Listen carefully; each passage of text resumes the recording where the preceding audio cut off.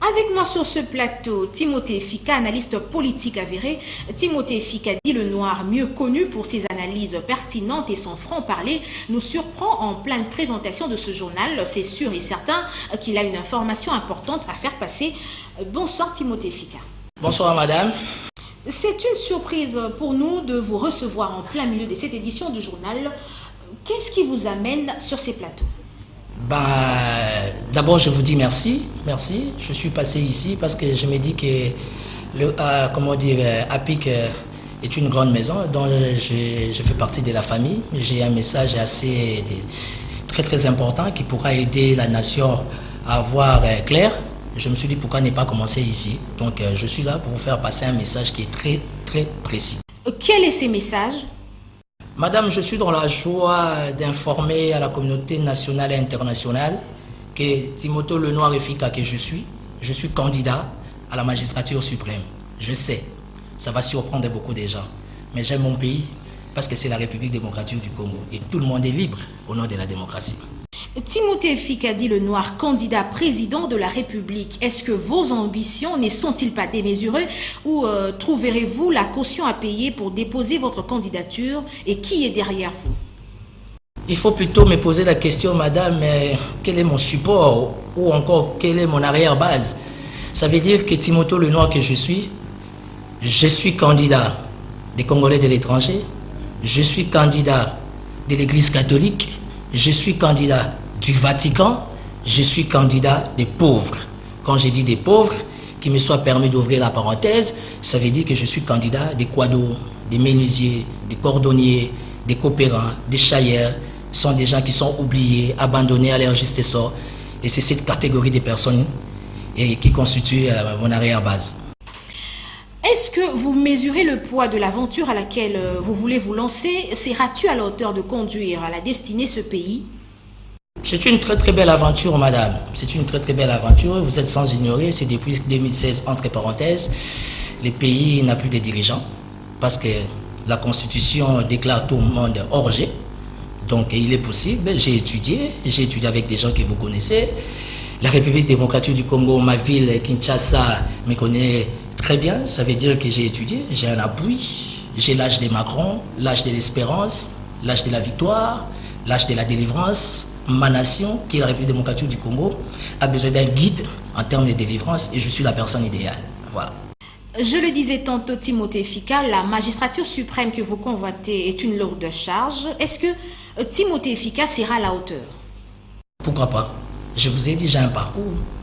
J'ai un parcours, ça fait 16 ans que je suis dans les milieux politiques, je suis passé de gauche à droite, je connais les plus grands soucis de mon pays et la priorité, madame, c'est les soucis du souverain primaire qui sont mes électeurs. Ça veut dire que les sociaux sont dans les chaos. Qu'est-ce qu'on peut faire au Congo? Méfiez-vous de la taille de mon pays.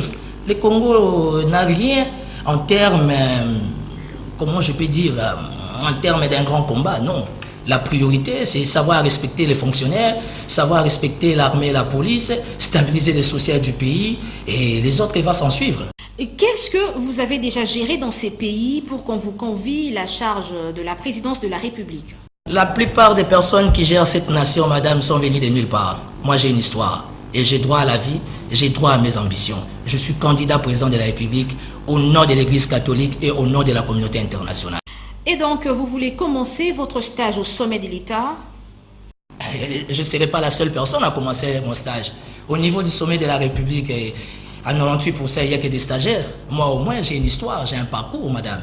Je suis candidat. Et puis, j'ai saisi l'opportunité, madame, pour ouvrir une parenthèse. Il n'y a que 2 personnes qui se sont prononcées. Ça veut dire M. Moïse Katumbi et moi. Hélas, pour M. Moïse Katumbi, il paraît qu'il bénéficie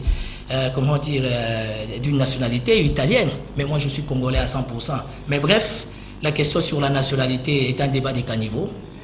La priorité en ce moment, la République a besoin d'un guide. La République a besoin de quelqu'un qui sera capable d'aider les sociales à trouver sa place idéale. Voilà. J'espère que vous savez à quoi vous vous lancez. Ceux qui seront vos challengers à la présidentielle ont déjà commencé à fédérer les forces. La bataille électorale ne se gagne pas seule. Qui seront vos potentiels alliés? Mes potentiels alliés, d'abord je dépends de la communauté internationale, je dépends de l'Église catholique, je reste patient et calme, j'attends. Je n'ai peur de personne, madame, pour votre information. mon plus grand, ou encore ma plus grande crainte serait le président Kabila comme candidat. Hélas, le président de la République, Joseph Kabila, ne sera pas candidat. Je ne sais pas, j'aurais peur de qui? Moïse Katumbi, il est déjà hors jeu. J'aurais peur de qui? Monsieur Vital Kamerhe, il n'a pas le poids. J'aurais peur de qui? Les fameux nouveaux présidents de l'UDPS. C'est du passé. En fait, la République a besoin d'une nouvelle synergie. Et je suis là, la personne idéale pour remonter la pente. Et puis, je n'ai pas l'exclusivité. Je laisse la porte grandement ouverte à toute la jeunesse. Celui qui pense qu'il a une vision, comme moi, afin d'aider la République à aller de l'avant, il peut se prononcer. Moi, je me prononce comme étant le premier candidat à la magistrature suprême. Pourquoi pas faire une remise et reprise avec le chef de l'État, Joseph Kabila. C'est une possibilité. Mais d'où vous est venue l'idée de postuler à la présidentielle? L'idée m'est venue, c'est par rapport à mon arrière-base. J'ai le soutien, j'ai la bénédiction de l'Église catholique et de la communauté internationale qui décide qui doit être et qui ne doit pas être. Voilà. Timothée Fikadi Le Noir, il y a 1001 façons de faire. Vous avez préféré annoncer votre candidature dans les médias. Peut-on connaître ici votre projet de société? Timothée Fika, président de la République, fera quoi pour le Congo et le Congolais? Merci madame pour la question. La question elle est très sensible. J'ai un projet de société, j'ai une vision. Mais vous connaissez maintenant, il y a une maladie, il y a les plagiats qui ont rendez-vous. Je ne vais pas exposer mon projet de société pour ne pas être imité. J'ai dit non. J'ai un projet de société. Dans un mois, j'aurai une grande conférence de presse avec vous, la presse et la presse internationale. Et vous aurez déjà 2, 3, 4 points essentiels par rapport à mon projet de société. On dit en français qu'il faut oser. Bonne chance à vous. En quelques mots, voudriez-vous réitérer le message qui vous amène aujourd'hui sur ce plateau? Le message qui m'amène sur votre plateau, c'est tout simplement annoncer à la communauté nationale et internationale que je suis Timothée Le Noir Fika. Je suis candidat à la magistrature suprême. La République démocratique du Congo a donné le feu vert à tout le monde. Et je sais, la plupart des personnes vont se poser la question, où trouverai-je des moyens? Mais je suis le candidat de l'Église catholique, j'aurai des moyens. Je suis le candidat de la communauté internationale, j'aurai des moyens. Je suis le candidat des Congolais de l'étranger qui en ont marre de rester à l'étranger et revenir au pays. Ils sont prêts à 100% me soutenir. Pourquoi pas Timothée Le Noir? Pourquoi pas? Je vaux plus que beaucoup pour ne pas entrer dans la polémique. Mais du moins, je suis venu annoncer que je suis candidat à la magistrature suprême. À la fin du mois d'avril, pendant que nous terminons pleinement et totalement la PAC, je vais faire un point de presse avec surtout la presse internationale. Pourquoi pas vous donner mon projet de société. Mais quant à ça, j'ai la bénédiction des pauvres. Je suis comme le pape François. C'est le seul unique pape de pauvres dans l'histoire des Vatican. Et moi, je suis le candidat des pauvres pour une République démocratique du Congo meilleure. Merci d'être venu et plein succès à vos projets. C'est moi qui vous remercie, madame.